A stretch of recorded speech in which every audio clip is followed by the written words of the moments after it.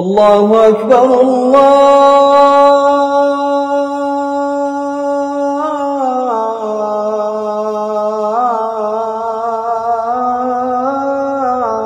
الله أكبر لا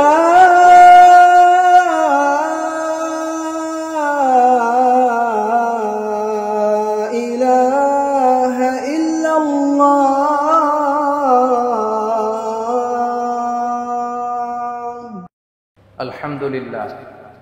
الحمد لله الذي هو مصرف الأيام والدهور ومجدد الأوقات والأعوام والشهور الذي خلق الموت والحياة ليبلوكم أيكم أحسن عملا وهو العزيز الغفور أحمده وأشكره وهو المحمود المشكور والصلاة والسلام على من لا نبي بعده الذي أدى الأمانة وبلغ الرسالة ونصح الأمة وكشف الله به الغمة وتركنا على محجة بيضاء ليلها كنهارها لا يزيغ عنها إلا هالك يا أيها الذين آمنوا اتقوا الله حق تقاته ولا تموتن إلا وأنتم مسلمون يا أيها الناس اتقوا ربكم الذي خلقكم من نفس واحدة وخلق منها زوجها وبث منهما رجالا كثيرا ونساء واتقوا الله الذي تساءلون به والأرحام إن الله كان عليكم رقيبا يا أيها الذين آمنوا اتقوا الله وقولوا قولا سديدا يصلح لكم أعمالكم ويغفر لكم ذنوبكم ومن يطع الله ورسوله فقد فاز فوزا عظيما ألا فإن أصدق الحديث كتاب الله وخير الهدي هدي محمد صلى الله عليه وسلم وشر الأمور محدثاتها وكل محدثة بدعة وكل بدعة ضلالة وكل ضلالة في النار فيا أحبة الكرام أوصيكم ونفسي بتقوى الله فقد فاز المتقون. All praises to Allah subhanahu wa ta'ala, the most gracious, the most merciful. And He's the first, nothing is before Him. And He's the last, nothing is after Him. And He's the most high, nothing is above Him. And He's the most near, nothing is nearer than Him. And He's the all-knower of everything, infinitely able, absolutely absolute, and the master of mankind, Dhul Jalali wal Ikram. Our sincere greetings and salutations and much love to our beloved Prophet Muhammad sallallahu alayhi wa sallam. Allah subhanahu wa ta'ala stated in the Holy Quran, وَإِذَا سَأَلَكَ عِبَادِي عَنِّي فَإِنِّي قَرِيبٌ أُجِيبُ دَعْوَةَ الدَّاعِ إِذَا دَعَانِ فَلْيَسْتَجِيبُوا لِي وَلْيُؤْمِنُوا بِي لَعَلَّهُمْ يَرْشُدُونَ. When my servants ask you about me, O the Messenger, then tell them, indeed I am near, فَإِنِّي قَرِيبٌ, and I respond to the call of one when they call to me, when they pray to me.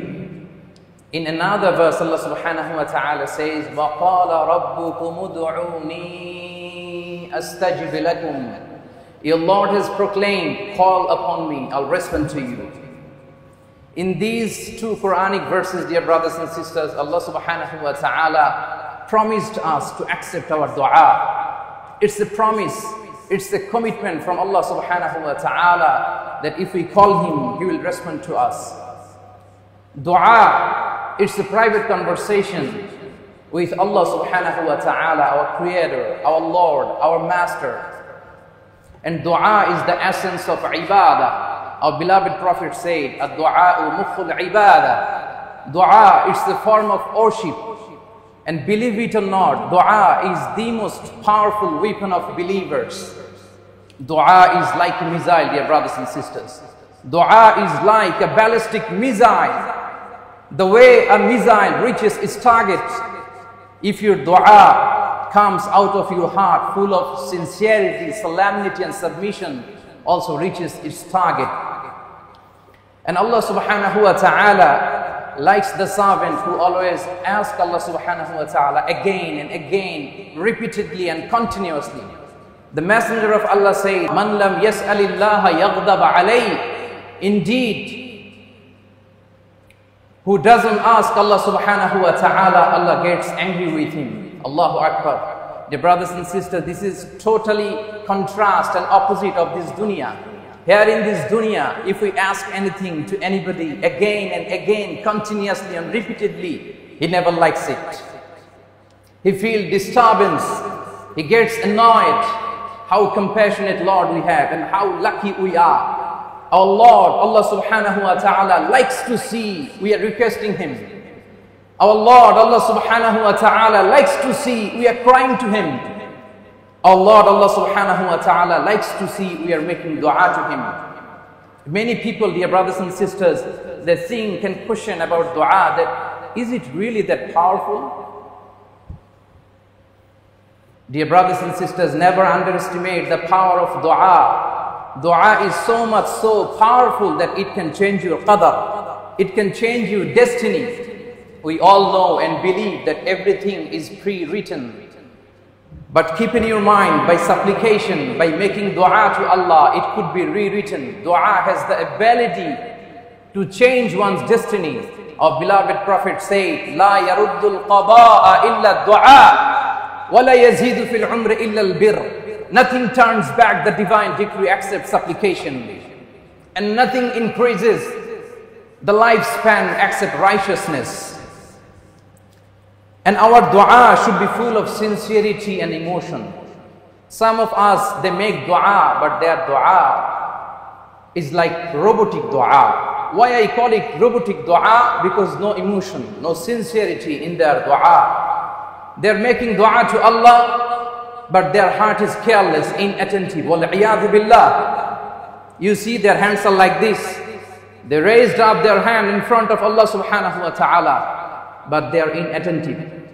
Their hands are like that, but they are thinking maybe which country will win the next FIFA World Cup. Their hands are like that, but they are thinking other issues. Wal-iyadhu billah. Do you know what our beloved Prophet said about these people? He said, "Ud'u Allah wa antum muqinuna bil ijaba." Supplicate to your Lord as if you are being answered. You are oversure that you will be answered. And then he said, "Wa'lamu anna Allah la yastajibu du'aan min qalbin ghafilin lah." And know that Allah subhanahu wa ta'ala, He doesn't respond to the supplication, to the dua that comes from careless and inattentive heart. So please be attentive in your dua. Make dua with full of sincerity and submission. And one of the way to show your sincerity is crying during dua, if possible. It's highly recommended. Crying during dua can remove your all sins. Crying during dua can save you from the blazing fire of Jahannam. Crying during dua can shade you under the throne of Allah, under the Arshullah. Crying during dua can make you so closer to Allah subhanahu wa ta'ala. It shows you humility. It shows you helplessness in front of Allah subhanahu wa ta'ala, as well as it shows your seriousness of your request to Allah subhanahu wa ta'ala. So if possible, during dua, please try to shed some tears, dear brothers and sisters. And be always hopeful. Never be frustrated. Dear brothers and sisters, never be disappointed. Why you are so disappointed? Why you are hopeless? Just keep in your mind, even the dua of shaitan was not rejected. Do you know what was the dua of shaitan? The dua of shaitan was, he said, "Qala Rabbi anzirni ila yawmi yub'athun." The dua of shaitan was like this. He said, "Oh Allah, grant me respite.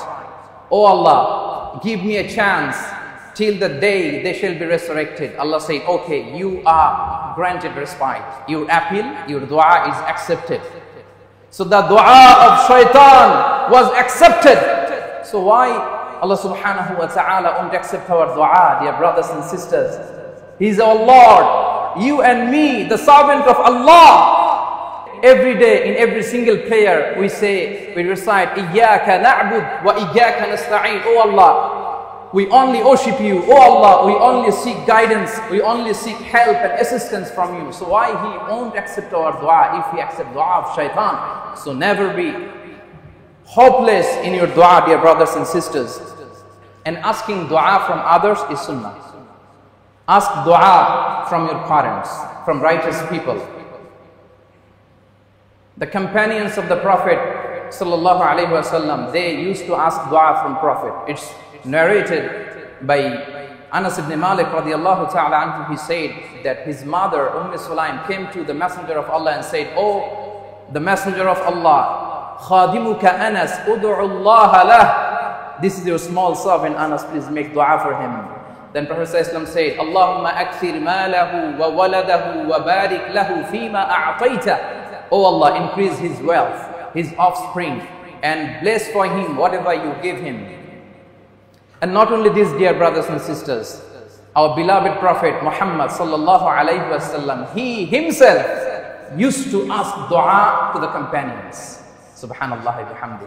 Once upon a time, it's reported by Umar radiallahu ta'ala, he said, once upon a time, I came to the Prophet and sought permission for Umrah. He gave me permission. Then just before my travel to Umrah, he said, "La tansana ya ukhayya min du'aik." Our beloved Prophet said, "Oh Umar, you are going to Umrah? La tansana min du'aik. Don't forget my name in your supplication." Allahu Akbar. So when somebody goes to Hajj or Umrah, what do you say? "Please brother, keep my name in your prayer. Please make dua for me." It's sunnah, dear brothers and sisters. So ask dua from your parents, ask dua from righteous people, ask dua from shuyukh. Even you can ask dua from your friends and family, dear brothers and sisters. And dua is an art. For sure, I'm telling you, dua, it's an art. You need to know how to ask. You need to know when to ask to achieve the most of the blessings and grants from Allah subhanahu wa ta'ala. You need to use the proper timing. You need to know when to ask. And believer, they never work hard. Believers, they work smart. Let me share with you an example of working smart. It's an oral transmitted story of a person who went to Mecca for Hajj. And during his tawaf around the Kaaba, he got a chance to make dua in multazam. Do you know what is multazam? Multazam is known as a place of clinging. Our beloved Prophet, he used to cling his body to this part of Kaaba, I mean multazam, and used to ask dua to Allah. And the dua in multazam is accepted for sure. It's a 2-meter wide area between the door of Holy Kaaba and the black stone corner, Hajjul Aswad corner. But it's quite tough to reach at the place of multazam because of huge crowd. But the person was very lucky. He managed to reach at multazam. And he see people are crying and making dua to Allah. "Oh Allah, forgive me. Oh Allah, grant me blessings. Oh Allah, grant me righteous children. Oh Allah, grant me righteous wives. Oh Allah, make me successful in my career." So it was quite tough for him to stay in the place because huge crowd. So he's thinking, what dua should I ask to Allah subhanahu wa ta'ala? Just see how he make dua very smartly. He just cling his body to the multazam and made a single dua. He said, "Oh Allah, accept all my righteous duas I made in my past, and all my duas I'll make in my future." That's it, khalas. Allahu Akbar. This is the example of working smart, dear brothers and sisters. So you need to know how to make dua, when to make dua, to use the best time for making dua, dear brothers and sisters. And finally, since we don't have enough time and the examination is going on, so I'm instructed to deliver a very short khutbah. So my concluding remarks in today's khutbah regarding dua, that if your duas are not answered immediately, don't be hopeless. Don't be hopeless, dear brothers and sisters. Because some of our duas become answered very quickly, and some of them, they take longer time than we expect. Basically, Allah subhanahu wa ta'ala accepts our dua in one of the 3 ways. Number 1, we make dua. Allah subhanahu wa ta'ala says, yes, accepted. Number 2, we make dua. Allah subhanahu wa ta'ala says, yes, but not now. I'll respond at the right time. Number 3, we make dua. Allah subhanahu wa ta'ala say, yes, but I have a better plan for you. Maybe in the akhirah, or maybe by granting other blessings instead of what you are asking for. Because Allah subhanahu wa ta'ala's wisdom is beyond our imagination. His wisdom is beyond our comprehension. So Allah subhanahu wa ta'ala knows the best, when it is good for us, how it is good for us to have it. So if any case, in any situation, any of your du'as are remain unanswered, please be optimistic, be hopeful, be content. Indeed, Allah subhanahu wa ta'ala will respond with what is best for you, inshallah, bi'idhnillah. Barakallahu lana wa lakum fil Qur'an al-azim. ونفعني وإياكم بما فيه من الآيات والذكر الحكيم وتقبل الله منا ومنكم تلاوته إنه هو السميع العليم. أقول قولي هذا وأستغفر الله العظيم لي ولكم فاستغفروه إنه هو الغفور الرحيم.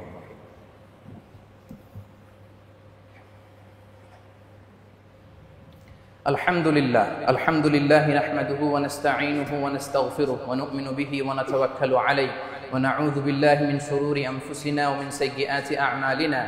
من يهده الله فلا مضل له ومن يضلل فلا هادي له ونشهد أن لا إله إلا الله وحده لا شريك له ونشهد أن سيدنا ونبينا وحبيبنا وطبيبنا محمد ابن عبد الله عليه أفضل الصلوات وأتم التسليم وعلى آله وأصحابه ومن تبعهم بإحسانه إلى يوم الدين ثم أما بعد فاتقوا الله يا عباد الله واتقوا يوما ترجعون فيه إلى الله ثم توفى كل نفس ما كسبت وهم لا يظلمون. اللهم اغفر لنا ذنوبنا كلها دقها وجلها أولها وآخرها علانيتها وسرها صغيرها وكبيرها خطأها وعمدها شركها وبدعتها ما علمنا منها وما لم نعلم يا غفور يا غفار. اللهم لا تدع لنا ذنبا في مقامنا هذا إلا غفرته ولا دينا إلا قضيته ولا هما إلا فرجته ولا مريضا إلا شفيته ولا ميتا إلا رحمته ولا مجاهدا في سبيلك إلا نصرته ولا حاجة من حوائج الدنيا هي لك رضا ولنا فيها صلاح إلا وفيتها يا الله. اللهم حبب إلينا الإيمان وزينه في قلوبنا وكره إلينا الكفر والفسوق والعصيان واجعلنا من الراشدين. اللهم انصر من نصر الدين واخذل من خذل الدين. اللهم أعز الإسلام والمسلمين. اللهم من أراد بالإسلام والمسلمين خيرا فوفقه كل خير ومن أراد بالإسلام والمسلمين سوءا فاجعل كيده في نحره. اللهم اهدي ووفق ملك هذا البلد بما تحب وترضى. اللهم اجعل هذا البلد آمنا مطمئنا سخاء رخاء وسائر بلاد المسلمين. اللهم بارك لنا في رجب وشعبان وبلغنا رمضان. اللهم إنا نعوذ بك من البرص والجنون والجذام ومن سيء الأسقام. ربنا آتنا في الدنيا حسنة وفي الآخرة حسنة وقنا عذاب النار. عباد الله رحمكم الله إن الله يأمر بالعدل والإحسان وإيتاء ذي القربى وينهى عن الفحشاء والمنكر والبغي يعظكم لعلكم تذكرون. اذكروا الله يذكركم وادعوه يستجب لكم ولذكر الله أكبر والله يعلم ما تصنعون. أقيموا الصلاة.